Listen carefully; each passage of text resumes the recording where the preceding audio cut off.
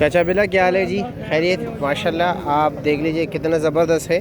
लेकिन आप लोग एक ये बात याद रखें, जहन में ये रख ले, 1 2 3 4 5, ये 5 दाना पेटी है, ठीक है। यानी इसमें ये आपको ऑलरेडी 5 दानों से ज़ाहिर होगा कि ये नॉर्मल साइज़ है, दरमियाना साइज़ है। चाचा बेटा ऐसा ही है। जब 4 दाने लगे होंगे वो बड़े साइज़ के होंगे। इतनी ही पेटी होती है, सारों का एक ही साइज़ होता है, उसमें 4 दाने लगे होते हैं। इसका मतलब ये है कि ऊपर टॉप के जो बड़े बड़े दाने हैं, 2 लेयर जो है ना वो 4 दाने होते हैं, फिर उसके 2 लेयर 5 दाने होते हैं, ठीक है। इसी तरह होता है। 5 दाने के ऊपर मेरे हाल में 5 दाने जो है ना आखिर तक जो है ना 5 दाने होते हैं, लेकिन छोटा मोटा होता है। ऐसा ही है जी। इसका रेट क्या है?